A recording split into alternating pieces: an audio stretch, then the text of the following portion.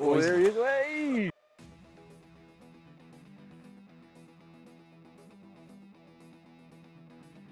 It's up there. 94.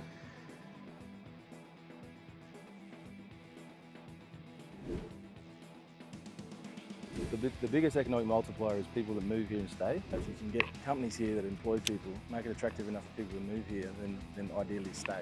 You're asking by doing that, you're asking politicians to be accountable. I think that's a bridge too far, mate. That little jelly there, is that? Yeah, little jellyfish. Jelly bastard. Have you been stung by a jelly? I got whacked at the boat ramp at Nycliffe once. Steering arm cable broke. Put it in reverse, just put the boat in. Had a little spot off Nycliffe to get Jewies. And I was like, bam, I'm sort of going back and forward, you know. I'm like, something's wrong, so I jumped out, bang, got whacked right on the boat ramp. But I got smacked off Casuarina Beach. Used to go down skimboarding there, I was a bit younger. And, you know, we were swimming out the thing and I've walked straight through one, like a box jelly just floated in front of me. And I've just walked straight through the whole thing, man. It was like an electric spider web. And that bastard, it stung. G'day guys, thanks for tuning into one more podcast again. It's a beautiful day out here at the Mary River. Just had a huge burst of monsoonal showers, so there's plenty of fresh water around and currents flowing pretty hard. We're at the mouth of Sampan Creek at the moment, just having a bit of a look around, see if we can sound up some fish on the active target. Joining me today is Kenny Grant, an old friend of mine. Kenny, how you going, mate? Good cookie. Yeah? Good beer, mate. Yeah. What are you hoping to do today, mate? Get some barra, mate. It's the key, isn't it? Yep. Yeah. Have a bit of a yarn and... Happy to get out, have a bit of a yarn about life in general. And Yeah. All right, good stuff. Well, we'll get into it, mate. So, Kenny, you're a bit of an avid fisherman, mate. Been doing it for a little while. When was the last time you came to the Mary? oh, been a while now, I'll be honest with you. As I was saying, we sort of used to shoot down and flick the barrage a couple of times a year, you know. And, Yep. but yeah, I probably haven't been out the mouth here for probably 10 years or so, I'd say, to be honest with you. Yeah. Yep. Has the river changed since you were last here, do you think? Oh, not really, I wouldn't No? say. No, not like the daily sort of thing. Or Pretty similar? some of those, yeah. Yep. The daily, you really notice the banks get really washed out and stuff, I think, from all the boats. But Yep. it looks pretty similar coming down this morning. Yeah, I guess there's just like little things like the cutting, Yeah, that's right, yeah. We used to you know, cut through there, not used anymore, and Well, it's a different system too. It's sort of flatter, more floodplainy. Yep. You know what I mean? So yeah, so it amazes me how much like fishing has changed, I think, yeah, compared to even 10 years ago. Like I remember coming back from overseas in about 2019 and going fishing for a couple of years, and then within the space of 3 years, like it went from everyone in the conga line, 2019 at the front of Shady. yeah, Within the space of about 3 years, everyone had the active target out, you know, and just dialed into a computer screen. yeah. And then, I mean, this is my first time using one of these too, so Yep. a little bit exciting. But as I was saying, we used to come down and you could get across the barrage and then walk up on that top left side on the freshwater side, and Yep. used to flick those bills bugs and nighttime fish and stuff like that. It was good fun. Yeah. But now it's just full weeds. Yeah, I don't think it's much better than surface lure fishing. You can't get access to it. Yeah. Nah. They stopped selling those bills bugs now. Did they? Best lure, best nighttime moon fishing lure I think that ever existed. Well, was that locally made? Pretty sure, yeah. Yeah. Like from what, I think Darwin it was or? NT based, yeah. Yeah, okay. Could be wrong, or it might have been a Queenslander. I'm pretty sure he was like a local fellow that Yep. designed and made them. Yep. I just wonder if like how competitive the lure game is, because I see you've got Shane Compain. Have you seen his new range of lures? They're called the Panic Stations. Yeah, right. And they're basically just emulating a mullet, like almost to the letter. He likes his big rubber lures, doesn't he? Yeah, he does. I think he does. You see him on like you know, all the fishing shows. They used to use those big barra baits and stuff like that, and seem to do all right. So yeah, he's gone into business himself. I think like he's always had the Coalinga tackle world, I think, with his old man. Yeah. But he's now branched out. Designing his own stuff. Yeah, Well, if you got a following and you get a market, then why not? You know. absolutely. And like he's got that trusted name where people, you know, think, oh, he's the gun fisherman. Everyone knows him, and Yep. yeah, they say it. So it's always good to diversify your portfolio. So it's been probably 7 or 8 years, maybe a bit longer since we worked together. What are you doing with yourself these days? You still in the public service, or have you sort of branched out a bit and doing your own thing? Yeah, I got a tap on the shoulder when I was doing the land development stuff with the Crown, and tried to build a business for EY for a couple of years. Yep. Infrastructure advisory, and had a crack at that, learned a lot about that. Got into consulting, and then I stepped out on my own and was just sort of freelancing for a couple of years. Yep. So what did that involve? Oh, just doing project work, like infrastructure, land, property, and Yep. same sort of stuff, just doing it off your own bat and chasing work and hustling sort of thing. Yeah. But learned some lessons around that too, and then I took a gig. COVID hit, and I took a gig. Challenge I had was I'd pitch to some work and they'd try to give me a job, Okay. I said, well, no, I don't want a job. I want some work. Yeah, that's right. And so getting around that sort of hurdle was, that was interesting. And yeah, like Darwin market's a bit different. People don't like being sold stuff, Right. It's very much word of mouth, casual networking. Once people sort of get a taste of you and they realise what you're about, then yep, idea is you get follow-up work, Okay. But no, so I jumped on board with same thing. I was doing some work for my school board for my kids, helping them with their master plan, getting their business case up to do some work at the school. And okay, the fella in government actually said, "Oh, how are you going for work?" I said, "Oh, yeah, keeping near to the wind, right?" Yep. He goes, "Flick us your CV." So I sent him a CV, and he's flicked it onto a company and said, "Hire this bloke." Yeah. And the timing worked out sort of well with COVID and what have you. And so, yeah, I had a crack at that for a couple of years, and then opportunity presented itself. So rebranded, stepped out, and been cracking on the top G projects for now 2.5 years now. Right. Same thing, it's infrastructure, land, property development, client-side project management, that sort of thing. Get involved with a fair few commercials, like doing the contracting, the sourcing side. Yep. So you're saying that the territory market's an interesting one because people don't like being sold stuff. What is that? Because they like being the one to sell you stuff, is that? Yeah, well, it's just different, they got to know what they want. Right. And, you get the sort of major consulting firms and sort of the super grab, you used to call them, coming from down south. But it's we've got big markets and you've got a lot of activity. Yep. You need to be aggressive. Okay. You know what I mean? Whereas sort of Darwin is very sort of laid back, I guess. Mm-hmm.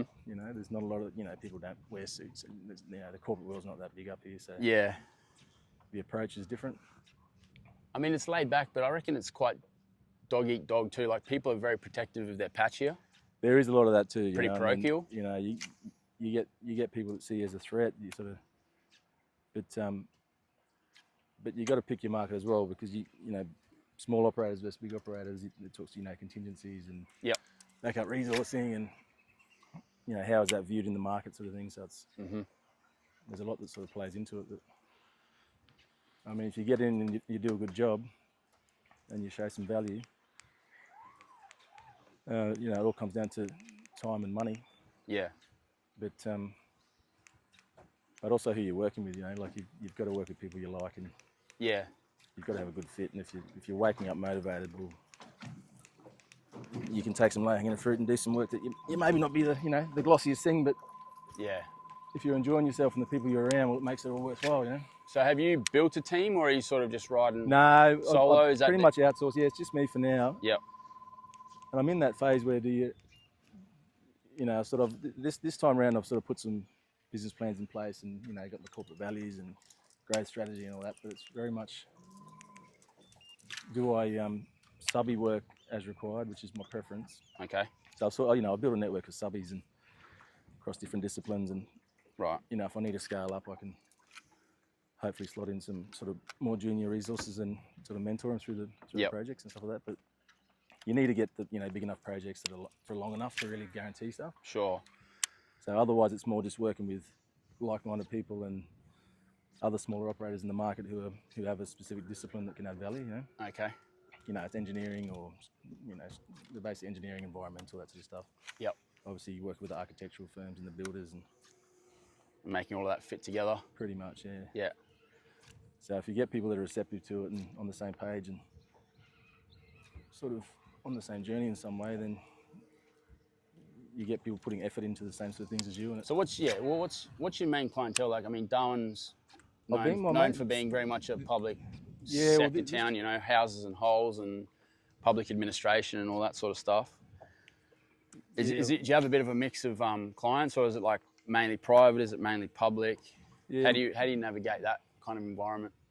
Yeah, well, I haven't really cracked in on Dipple yet, but the company I was working for was sort of at the tail end delivery side, and that didn't really suit me in the sense that my preference is get involved with some bigger projects, get in early, de-risk it, From the start, early planning stage. Okay. De-risk it, navigate it, set it up, get your business case, definitely. get your scope, deliver, and then by that time you're really across it. You've got all the relationships, and then seeing it through to fruition is that's the dream case. Yeah, But what'll happen is you'll get picked up and they'll go, all right, we've got to go to market, or we've got to negotiate this deal or whatever, and yep, or hey, we need some resources to oversee this so that we're getting best value and not getting taken to the bank. But it's one of those things you take what you have to sometimes. But no, Power and Water have been good. They've been a bit of a staple for me for the last 2.5 years. yep, And I got in, did some work from around some of the remote utility stuff, and okay, that was like an $80 million program, and sort of did some hard work negotiating the sourcing framework, and yep. Well, if you can chip a bit off that, but yeah, I There's some ended up value getting there. about 8.5% off the top, which is pretty good. So and it's good when you can measure it like that and sort of here's the value. I just demonstrated this value. I did this on time, okay, to standard, met your requirements, and negotiated some coin out of it. yeah, and build yourself up a bit Straight of a away, name. straight away you go, okay, well, what have you saved in $6 million over 3 years or something? Yep, So then my fees are a walk in the park kind of thing. yeah. And then that's then led to follow up work, Yep. But yeah, it just depends, you sort of, people go, what do you do? But there's a lot involved with from all the regulation side. Obviously got planning and environment, the whole box that goes with that. And then you move through that into the sort of building regs. Yep. And it's kind of my role is to protect the client's interest, and make sure that things obviously get through, but get planned effectively, budgets are protected, and quality's assured, if you know what I Yeah. mean. A couple of my mates started up small businesses and really just had Power and Water as clients of theirs as well, Oh, yeah. and did really well out of it, or still doing really well out of it. So, yeah, there's definitely money to be made, and it just seems like there's more of a steady pipeline of projects as well. Well, they need help. That's the thing, right? Yeah, And and I reckon they probably, without slagging off Power and Water too much, sounds like they lack a bit of corporate knowledge. it's like everywhere. There's deep pockets, but then there's structural things. So, organisations have deep knowledge. They lose it. That's the thing as well. You get sort of aging workforce, and you get some of the old crew, sort of men and women that really know what they're doing, Yeah. and they take a lot with them. Yes. Quite often that's not documented. You know Yes, what I mean? absolutely. So then you get Happens across the public sector, doesn't it? happens everywhere too. Even private. companies lose it. Yeah. Yep. But and you take that away in someone's head, and it leaves a big gap. Mm. Like I've even seen a few NTG guys step out recently, and you sort of go, "How are they going there?" Yeah. But yeah, that's the thing. It's one of those things up here. It's the government really. It's strategic. It's a small economy, and it's expensive. Yep. And then you've got a smaller resource pool. Mhm.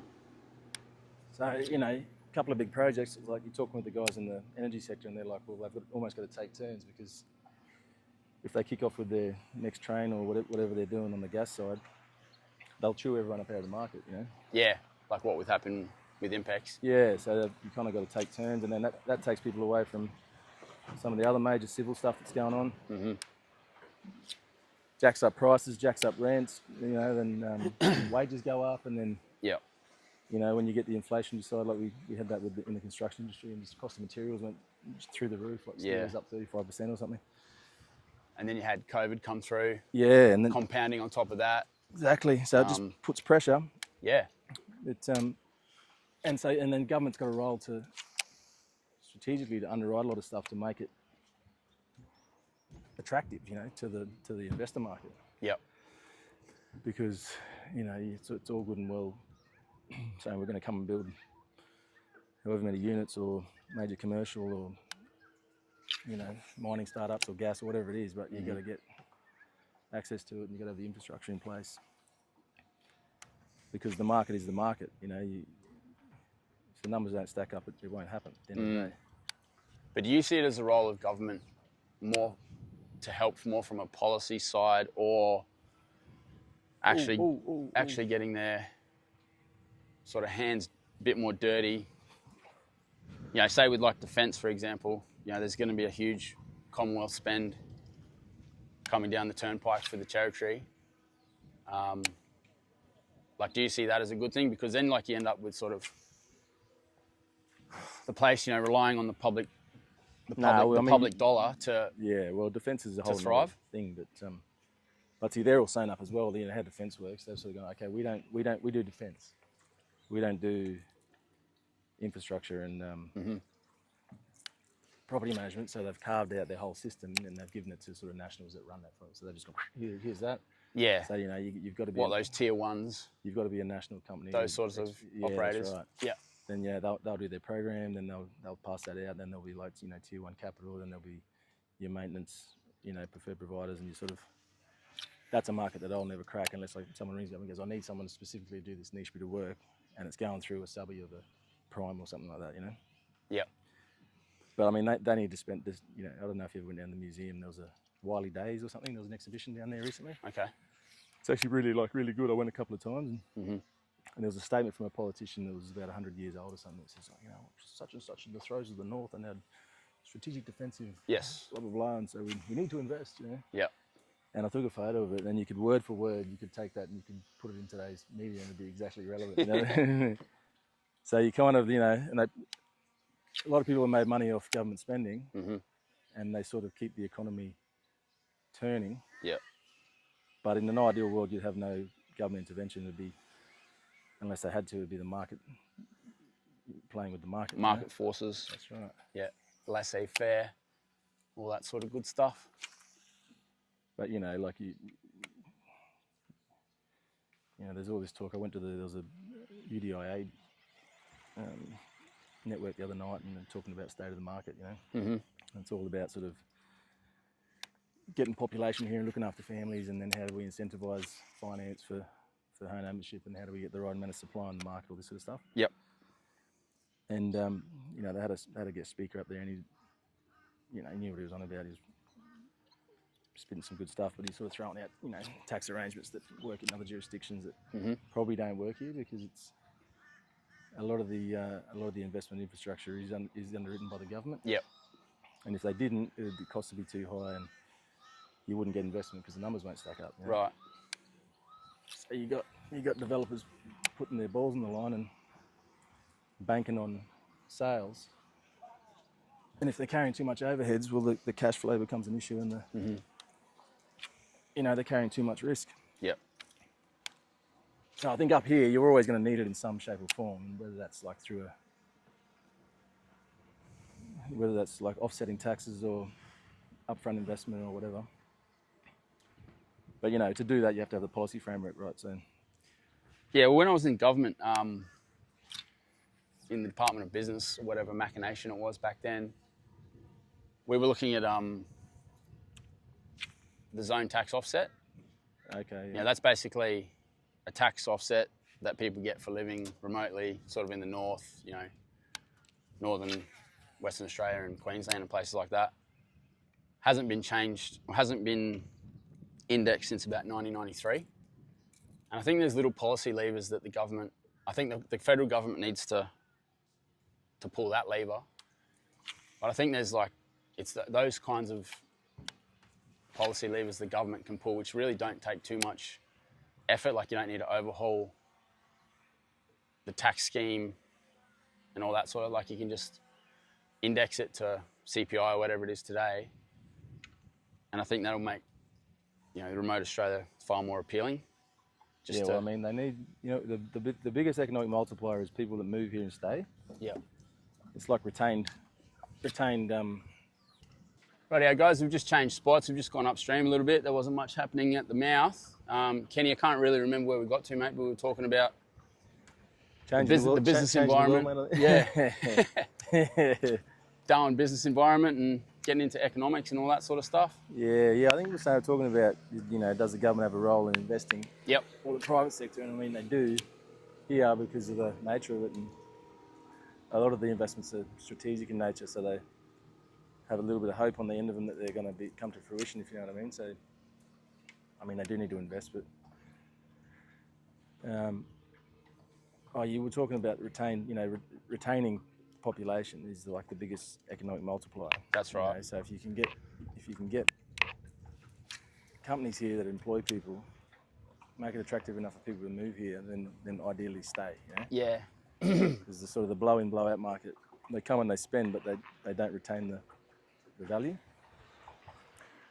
Whereas you get people and families and they're buying houses and they're spending money at the shop and they're starting their own thing and they've got kids in school and sport and all that sort of stuff. Yeah. Well, you hold the value here, So I don't know what the answer is, but... Well, it's an interesting question because, like, when I was on the Next Gen North podcast, we had Dr. Tanzil Rahman on there talking about demographics and how important it is, and whether it's like there's a chicken egg situation there, like, do they have jobs? Do they have to have jobs first, or do they have to have housing first? What's the sort of the first domino that has to fall to get people to live in the territory? And then I had another fella, Lucio Matarazzo, who's does a lot of work in industrial relations, and he was saying that, sort of contrary to my belief, I thought the more permanent public servants you had, with a dwindling government coffer would be bad for the territory. But what he says is we've only got about a 70% permanency rate in the public sector, which means we're just turning over people. They're getting better offers down south to go and work, say, with the Commonwealth, who has a 90% permanency rate, and they can get home loans. If you're a permanent employee. Yeah, gotcha. Whereas in the territory, if you're only on a 1 year, 2 year, 3 year contract, whatever it is, more challenging to get the banks won't touch you with a 40-foot pole. Yeah. So I mean, you want people, whether they're government or private sector, you want them to come here and stay here, and then you need to have housing options for them to ideally buy. A little jelly there, is there? Yeah, a little jellyfish. Little jelly bastard. Have you been stung by a jelly? I don't think so. Oh, you'll know, mate. Yeah, obviously that's the thing. I don't have a very high pain tolerance, so I reckon if I got stung, I reckon I'd know about it. I got whacked at the boat ramp at Nightcliff once. So my steering arm cable broke, and I was about to put it in reverse, just put the boat in. Had a little spot off Nightcliff to get dewies. Yeah. And I was bam, I'm sort of going back and forward, And I went, something's wrong, so I jumped out, bang, got whacked right on the boat ramp. Oh. Fuck. But that wasn't too bad. I think it was just a floater. So you don't think it was like irukandji or a no, it was a jelly. It was a box jelly for sure, Okay. but it was just like a floating tentacle or something. Yep. But I got smacked off Casuarina Beach. Used to go down skimboarding there when I was a bit younger, and we're swimming out in the thing, and I've walked straight through when a box jelly just floated in front of me, and I've just walked straight through the whole thing, man. It was like an electric spider web. Oh, man. Did like the electric boogaloo to the shore, I'll bet. And that bastard, it stung for like a week.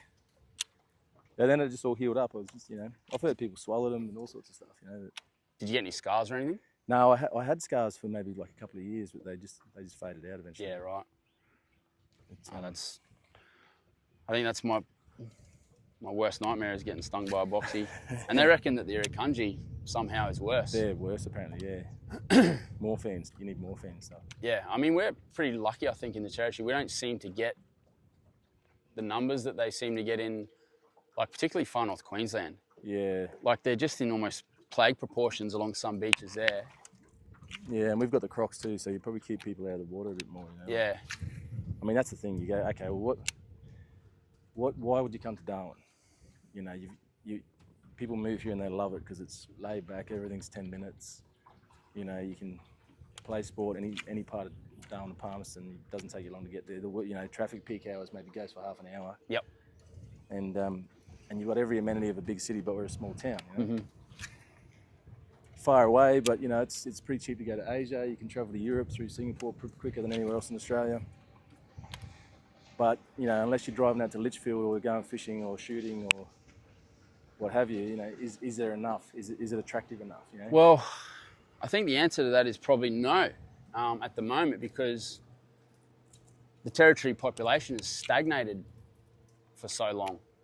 Like, and I think we actually had net negative outflows sort of the last few years. They had a little decline, you know, but I mean, it comes down to, you're right. There's a public service investment because of its strategic location for Australia. You got defence spending.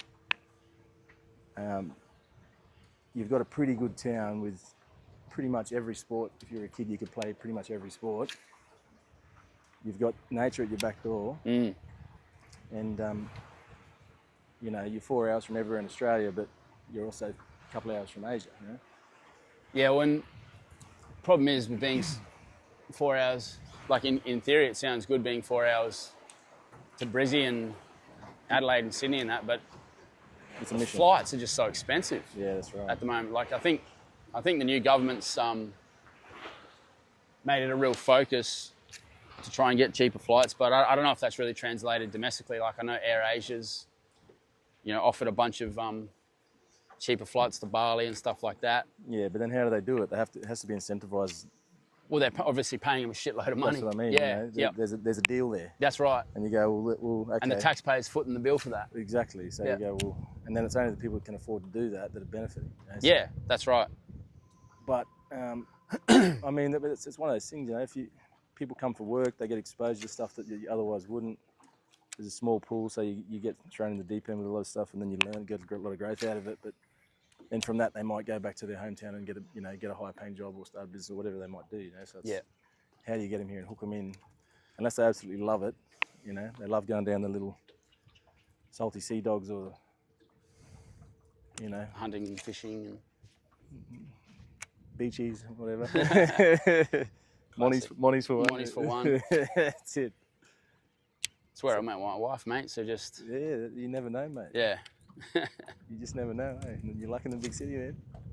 So just staying on politics, just quickly. Do you have any predictions about the upcoming federal election? Like, Mate, honestly, has Albanese done enough to win another term, or do you reckon look, Dutton's on the march? I mean, I didn't go low. I'm sort of a swings and roundabouts person, and I don't think one term's long enough for any government to really make a difference. You know, by the time they change out and put their new policies So in you place. think the Australian people might reward, like, well, not reward Albo, but 3.5? Yeah, you're right. 3.5 years is not long. Yeah, so Do you I mean, think? I'll be honest with you, I haven't taken too much interest in it in the last period, but and I don't think Australia's doing too badly overall. But I haven't really scratched into it, you know. So Yeah. but if you were talking about focusing on like us, you've got to have alignment with your local political team, so that you're getting it, you know, the spotlight put on here. Like, at the end of the day, if the Commonwealth wanted NT and Darwin to grow, it'd fund it. You know, and they talk about less government spending and more private investor spending, but it's all GST based anyway. So, you know, we get an apportionate share of GST based on whatever metrics they've come up with, and I don't think it's enough. You know, so probably what we need is an overinvestment by the Commonwealth to do all those things to facilitate then the private market opening up. Yep. And if we get the balance right with, you know, keeping the small town nature, keeping the cultural fabric of what it is up here. You know, the $1 million barra thing. Have a look at that. Like, who wouldn't go fishing and try and catch a $1 million barra? You know, like, so I think I'm sure they've done studies on that, and that's well, most of the bloody $10,000 fish, I think you'd probably say were caught around Nightcliff Jetty. Were they? So, like, you know, I'm not drawing any kind of links there to the former chief minister or anything like that. But that's right. what it did was, like, it enabled people that just had a Kmart rod, Yeah, exactly. you know, to go and out, get in the mix and maybe win 10 grand or $1 million bucks. And I don't know who's doing the marketing, but like I'm sure there's some publicity getting around where, you know, people are catching $10,000 and $1 million barras in the NT. Yeah. So yeah, I don't know, mate. Yeah, it's a bit of a politics, one of those things. It's a swings and roundabouts thing where is one term enough, you know? Mm-hmm. Because I don't think they really often measure. You know, you've got your economists that are doing the measurement on what's happening on the bigger scale, but is it directly linked to the policy decisions they make, and have they actually had enough time to implement and measure it? Yeah, well, that's a fair question. Is 3.5 years long enough, do you think? Do we need to go for longer term limits? 5 years, 4 years, 6 years? I don't know. I mean, maybe there's some sort of performance-based option where you go, well, here's what we said we'll do, and based on that, we think we're going to get this return economically or socially or whatever the metrics are that they want to pride themselves on, that people voted for them to do, you know? You're asking by doing that, you're asking politicians to be accountable. I think that's a bridge too far, mate, to be honest. And there's a lot of things that change, you know, like no one would have seen Trump coming in and putting tariffs on everyone across, you know, like, so straight away you got to, I think we've got to manage a 10% tariff on Australian exports to US now or something, and yeah, you go, okay, well, add 10% to everything. How's that going to flow through now? And who's that putting pressure on, sort of thing? So, you know, if Albanese came in and set some ambitious targets that are now directly impacted by exports, well, okay, well, he's thrown that out the window, sort of thing. Yeah, well, I think that the Trump tariffs thing is very interesting because, like, he's kind of doing it seems to be what every other country's been doing to the States for some time, and he's, you know, rightly or wrongly just trying to equalise the playing field. But he's a madman, but he's I think he's. He looks after America. Yeah, and he thinks he looks after America, whether he does or not. I think he genuinely. He has a pro-America agenda, yeah. Which is, you know, I think a lot of world leaders could learn a bit from. I think it's good for him. You know, he doesn't play the political game, and he's from the outside of the system. Yeah. But I think that's good. You know. But one thing I think we haven't really considered with the tariffs is, like, you know, America's going to put an economic almost wall around itself, right? So say like China now wants to sell a shitload of BYD cars into America. That's going to be a lot harder now because of the tariffs. And then where are they going to look to? They're going to look to other markets to dump their goods. Yeah. So I think that's one thing. Maybe I haven't really heard many economists or anything talk about online. Is like, what are those sort of secondary effects? And, you know, like we're gonna have, our policymakers will have to be aware of that, so that there's to implement, you know, like anti-dumping policies that could completely crash the Australian market. And, like, actually that sort of stuff's, you know, we talk about inflation, it's actually deflationary, because, like, the price of Teslas will go down, the price of BYDs will go down. Oh, if they want to, if they can't meet, if you're saying all of a sudden there's like a fabricated sort of demand in terms of we're just going to offload this at a cheaper rate, sort of thing. Well, like the American market all of a sudden becomes much harder to sell to. What other markets can we dump our products in? I think Australia is going to be one of those markets. Could be, yeah, but I mean we're just relatively small, you know. We're going to be one of many, but I think it's still, you know, you probably don't need to dump that many cars, just as an example, to really put pressure on Toyota, put pressure on Ford, put pressure on Tesla. Yeah, gotcha. So I think that's what, you know, our policymakers really need to be prepared for that. And I just don't know how proactive they're being. Well, yeah, I mean, if they have to, they'll tweak something, because it depends on the size of the industry, I guess. You know, if you're talking, you know, it's like when they had that big beef. You know, they stopped the cattle exports at the port in WA when there was controversy about the humane processes and what have you. And Oh, bang. the live export. Yeah, Yeah. Wang pulled up the skid, so I'm sure they've all been compensated for that. But if there was a bottleneck in the industry, then that's when government intervenes to keep it sustainable, because at the end of the day, I mean, maybe they could take a little bit of a leaf out of old mate's book and look a bit inwards as well, in terms of manufacturing and keeping our resources available to us. But you've got to have the market for it as well, I suppose. So, like I think at one stage we were sending all the raw material to China. They were making all the steel and sending it back to us. That's right. So, well, hang on a minute. Same thing with solar panels. Same thing with wind turbines. They're using our coal to build renewable energy, to manufacture renewable energy products, and then they're selling it back to us. Yeah, it's crazy. It's So yeah, it's all a bit backwards. Yeah, but if you bring it back to sort of Darwin, I suppose they are trying to do things. They've had that city deal going off, and they've put a few little cultural things around the city to make it more attractive and feel like a nicer place to be. And you've got to create that. You've got to create places where people want to hang out, And then you need destinations, and I think, unfortunately, from a planning sense, they've spread us out too thin. So our little populations, what was Gateway? You know what I mean? Like, yep. Gateway should have been at the end of the mall, type of thing. Right? Oh, sorry, mate. People should be coming to the city, and things staying open, and shops, and and the restaurants are thriving rather than spread it out to halfway between Darwin and Palmerston. Mm-hmm. So they've sort of made some pretty, but again, that would have been industry driven. Yeah. Oy. But that's where you come back to your policy is, well, you need these strategic plans to be solid, Yeah, and I guess the private sector knows better than anyone where the money's going to go. And, there's more people moving out, I guess, to Palmerston. Like, that's where the population growth is going to be. Yeah, well, it was like the fastest growing city in Australia at one point, I think. Yeah. And so they've worked on land supply there, and then trying to get a diversity of product in the market, and it got too expensive, so they made small lots, and then you got like sardine cans in the back of Zuccoli, and so who really wants to live next door to someone on the 300 block, Your roofs are essentially touching, aren't they? Yeah, it's crazy. But then they need to look at stuff like putting terrace housing in high density areas and some more mixed use developments where people can walk to everything, Yep.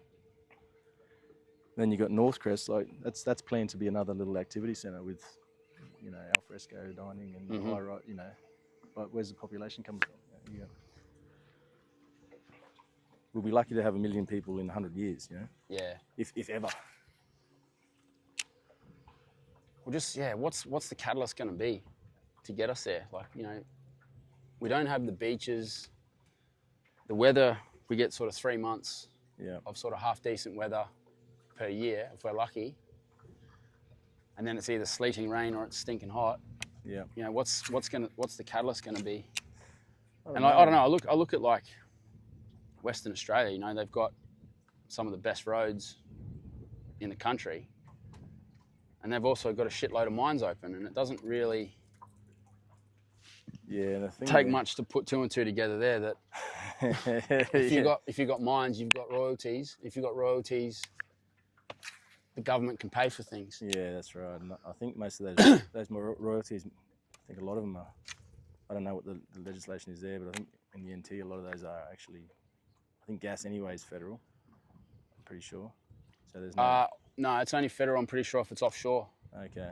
In Australia, like I think the NT government can charge gas companies royalties for onshore gas. Yeah, right, yeah. That's why we didn't get any from Impex. Yeah, gotcha. Yeah, I don't know. You either love it or you hate it, but you need some reason to come here, and if it's setting up companies, there's got to be some sort of tax break they can give to them to bring them in, and then hopefully hold some people here.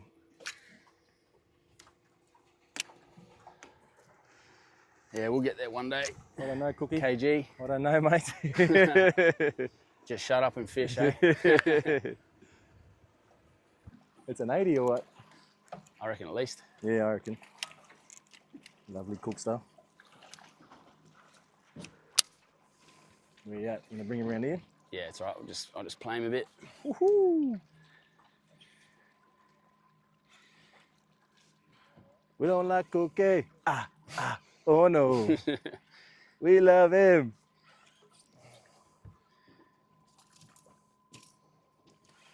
Just working, brother. Yeah, it's all right. You got that softy on? Yep. Lovely. He's got a big treble on him. Lovely. Big stinger. He's just fighting that current. Yeah, a bit of tide there. Hopefully this knot fucking holds up too. Oh, there he is. Hey! I reckon he's bigger than 80. Good size. Just shuffle up a little bit. Which way? This way? Yeah. And then you turn him around, it'll get him down this end. Take your time, mate, take your time. He's just getting that big bucket mouth open in that bloke. 85, eh? He's getting worked. Just Oh, he's a good barra, bros.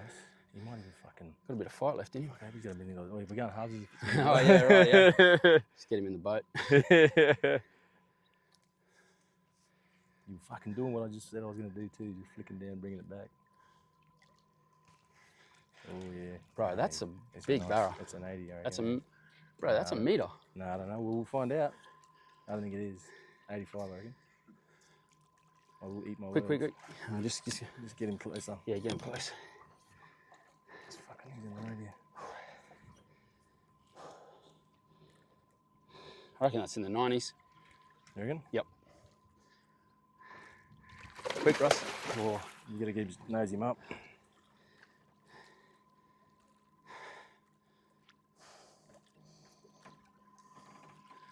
Here he comes. Is that him? Oh. His nose is just here. Here we are, just get him up.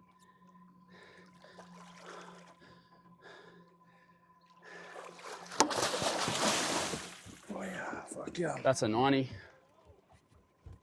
I reckon. I reckon you're not far off it. Some love. Russ. There's pliers over there, man. I got him. Here's some here.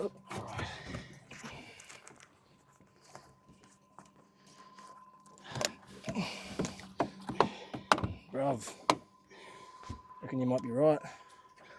Nice big yellow tail too. Chuck him here, Russ. Oh, cunt. Other way. Floating that coming out, is it?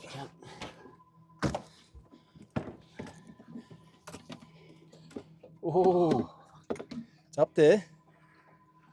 94.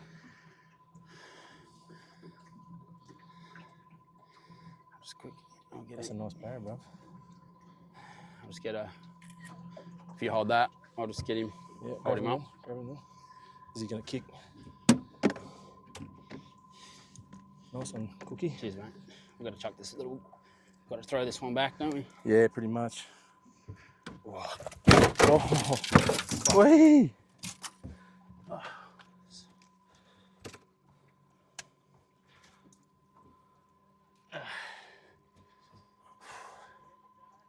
Cool.